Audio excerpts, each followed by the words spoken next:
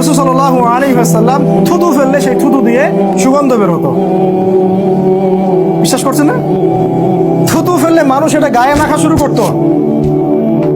সুবহানাল্লাহ, এত এত চমৎকার ছিল তার থুতু। তার ঘাম, এই যে আমরা ঘাম ফেলে দেই, এই ঘাম দিয়ে সুগন্ধ বের হতো।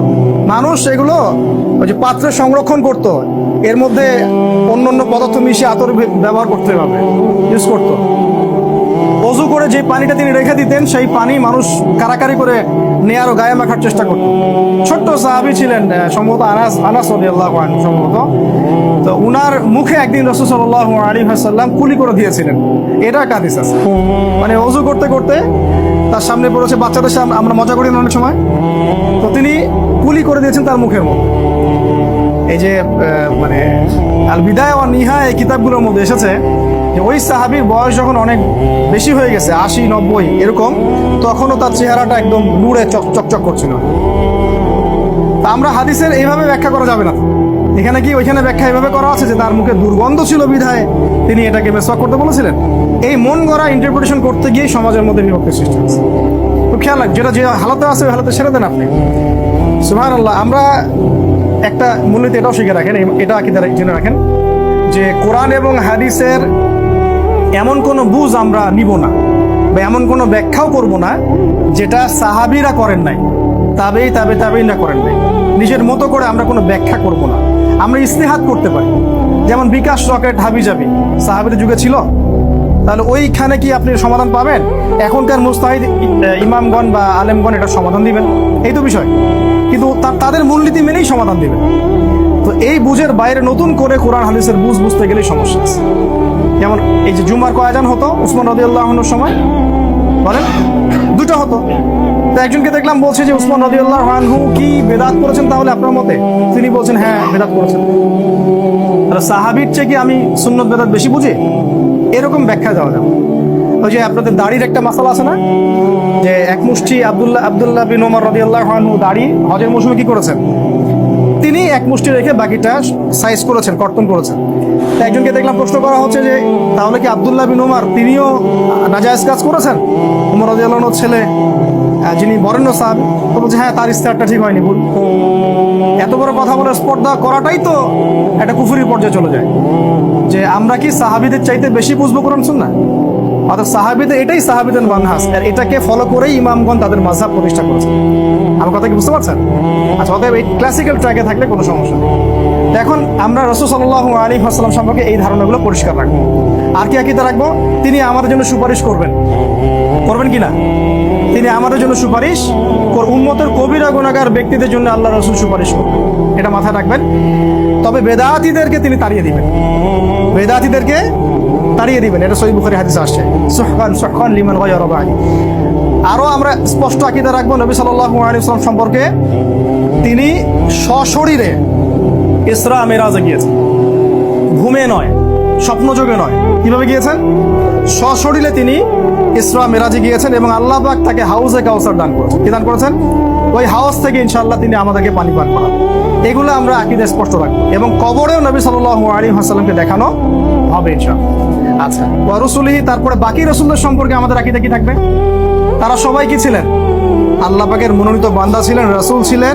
তারা সবাই তাওহীদ নিয়ে এসেছেন। তারা কেউ কিন্তু মানে কোনো খারাপ কোনো মতবাদ নিয়ে পৃথিবীতে আসেন না। সমস্ত নবী রাসূলের মিশন একই ছিল। আর সমস্ত নবী রাসূলই মাসুম। সমস্ত নবী রাসূল কি মাসুম, তারা গুনাহ থেকে মুক্ত ছিলেন। আল্লাহ রাব্বুল আলামিন আমাদেরকে সমস্ত নবীদের সম্পর্কে এই আকীদা রাখার তৌফিক দান করুন। ঠিক আছে? তারপরে আছে ওয়াল ইয়াউমিল আখির, তাই তো? 5 নাম্বার কি? ঈমানের 5 নাম্বার কি বলেন? শেষ হয়ে গেছে। ওয়াল ইয়াউমিল আখির, ইয়াউমিল আখির মানে পরকালের দিন। আর পরকালের দিন বলতে শুধু ওই দিনই না, বরং মৃত্যু থেকে শুরু করে সমস্ত ধাপকে বোঝানো হয়। তাহলে আমরা আকীদা রাখবো, ঈমান রাখবো যে আমাদের মৃত্যু হবে, মৃত্যুর সময় ভালো ফেরেশতা আসবেন অথবা খারাপ ফেরেশতা আসবেন। মানে ভালো ফেরেশতা বলতে জান্নাতি অথবা জাহান্নামী। জান্নাতি ফেরেশতারা আসলে বুঝে নিবে সে জান্নাতে যাচ্ছে ইনশাআল্লাহ। আর যদি জাহান্নামের ফেরেশতা রূহ নিতে আসে, বুঝে নিবে যে সে কোথায়, আল্লাহ মাফ করুক, এটা সম্ভাবনাই বেশি। এরপরে আমরা বিশ্বাস করি যে এরপরে মানুষের মৌত হবে, প্রত্যেকটা নফস কি করবে? মৃত্যুর স্বাদ গ্রহণ করবে। এরপরে কবর জগতে আমরা বিশ্বাস করবো, এটা আমাদের আকীদা থাকবে, কবর জগৎ সত্য। এখানে সওয়াল জবাব সত্য, কবরের চাপ সত্য, এখানে মুনকার নাকির সওয়াল জবাব সত্য। কি কি প্রশ্ন হবে? রব সম্পর্কে, দিন সম্পর্কে, নবী সম্পর্কে। তিনটা পেরে গেলে আরেকটা প্রশ্ন করা হবে, কিভাবে জানলে এগুলো? তখন সে ব্যক্তি বলবে আমি আল্লাহর কিতাব পড়ে জেনেছি। মাশাআল্লাহ, তাহলে পড়াশোনার গুরুত্ব কত? আল্লাহ পাকের কিতাব পড়ে আমি জেনেছি। এরপরে কবর হবে হয় জান্নাতের বাগিচা অথবা জাহান্নামের গর্ত। আল্লাহ মাফ করুক আমাদেরকে। এরপরে এখানে সে শায়িত থাকবে বারজাখের জগতে আল্লাহ পাক যতদিন চান। যখন সিংহায় ফুৎকার দেওয়া হবে তখন মানুষকে আল্লাহ রাব্বুল আলামিন আবার জীবিত করবেন, উঠাবেন। মিজান হবে। মিজান মানে কি? দাঁড়িপাল্লা। মিজান হবে, পুলসিরাত হবে, কিয়ামতের মাঠে দাঁড়িয়ে থাকতে হবে। এরপর জাহান্নামকে নিকটবর্তী করা হবে, জাহান্নামকে পুলসিরাতের নিচে আনা হবে, আর জান্নাতকে নিকটবর্তী করা হবে। পুলসিরাত পার হয়ে মানুষ জান্নাতে যাবে। ওই সময় শাফাআত, সুপারিশ ইত্যাদি অন্যান্য ঘটনাগুলো ঘটবে। এগুলোর প্রতি আমাদের পূর্ণ একটা বিশ্বাস থাকতে হবে। অনেক মুসলিম এখন এগুলো বিশ্বাস করে, কবরের জগৎকে বিশ্বাস করেন না, কবরের আযাবকে বিশ্বাস করেন, বলে যে কোরআনে তো এগুলো দলিল নেই।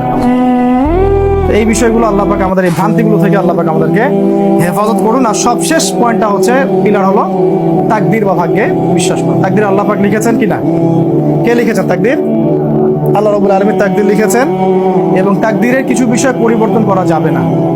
আর কিছু কিছু বিষয় আছে যেগুলো আমল দিয়ে পরিবর্তন করা যায়। আমল বা দোয়া, ভালো কাজের মধ্য দিয়ে প্রশস্ততা হতে পারে।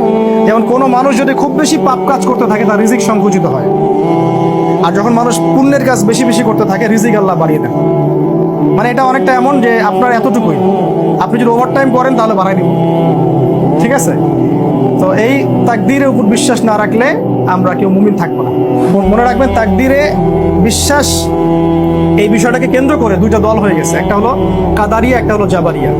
কাদারিয়া মানে যারা তাকদীরে একদমই বিশ্বাস করে না, আর জাবারিয়া হচ্ছে তারা মানুষের ইচ্ছার স্বাধীনতায় বিশ্বাস করে না। জাবারিয়ারা বলে যে তাকদীরে যা লেখা আছে তাই হবে। চুরি করেছি কেন? তাকদীরে লেখা আছে তাই। সুদ খাই কেন? তাকদীরে আছে তাই। খুন করলাম কেন? তাকদীরে আছে তাই। এটা হচ্ছে জাবারিয়া। কি আকিদা বলেন? জাবারিয়া। কাদারিয়া কারা? যারা বলে ভাই আমার নিজের, হ্যাঁ, তারা কাদারিয়া হচ্ছে তারা সম্পূর্ণ তাকদীরকে অস্বীকারই করে না। তাকদীর বলতে কিছু নেই, আমি যা করবো তাই পাবো। আমি নামাজ পড়েছি কেন? নিজে নামাজ পড়েছি তাই। আমি আজকে এত টাকার মালিক কিভাবে? আমার নিজের পরিশ্রমে। হ্যাঁ, মানে ওরা মনে করে যে তাকদীর বলতে কিছুই নাই, মানুষ নিজেই তার কর্মের মানে স্বাধীনতা রাখে বা স্বতন্ত্র এখতিয়ার রাখে। আর জাবারিয়ারা উল্টা, তারা মনে করে যে কর্মের কোনো স্বাধীনতা নাই, যা লেখা আছে তাই। এই দুটার মাঝখানে হচ্ছে আহলে সুন্নাহ ওয়াল জামাত। তাকদীর আল্লাহ পাক লিখেছেন এবং কিছু মুআল্লাক রেখেছেন, এগুলো কিছুটা পরিবর্তনশীল। আর মানুষকে একই সাথে আল্লাহ পাক কর্মের এবং ইচ্ছার স্বাধীনতাও দিয়েছেন। এখন বেশি বেশি করে আমল করা আমাদের দায়িত্ব, এগুলো নিয়ে বেশি ফিকির চিন্তা করা আমাদের কাজ। সাহাবীদেরকে নবীজি বলেছেন যে যাকে যে কারণে সৃষ্টি করা হয়েছে তার কর্মকাণ্ড পৃথিবীতে তেমনই হবে। তো তাকদীরের বিষয়টা আমরা মাথায় রাখবো, খেয়াল রাখবো, এই আকীদাগুলো পরিষ্কার রাখবো ইনশাআল্লাহ। এখন এই 6টা পিলার আজকে আপনাদের সাথে সংক্ষিপ্ত আকারে আলোচনা করলাম। এই 6টা পিলারের মধ্যেই আকীদার সমস্ত বিষয়গুলো পড়ে যায়। সবশেষ কথা হলো, এই 6টা পিলারকে আমাদের 3টা কাজের মধ্য দিয়ে বাস্তবায়ন। কয়টা ভাই? এক নাম্বার হচ্ছে আত-তাসদীক বিল জিনান, অন্তরে বিশ্বাস। এই 6টা পিলারকে আমরা প্রথমে অন্তরে বিশ্বাস করব। কয়টা পিলার বলেন তো? 1 নাম্বার কি? আল্লাহ বিশ্বাস, আল্লাহ সম্পর্কে ডিটেলস কথা বলেছি। 2 নাম্বার বলেন ফেরেশতা মণ্ডলীতে। 3 নাম্বার কোথায়? আসমানি কিতাব সমূহ। 4 নাম্বার নবী রাসূল সমূহ। 5 নাম্বার পরকাল, মানে পরকালের পুরো লাইফ। আর 6 নাম্বার তাকদীর, ভাগ্যের। এই 6টা পিলারের উপরে আমরা প্রথমে তাসদীক বিল জিনান মানে অন্তর থেকে বিশ্বাস করতে হবে।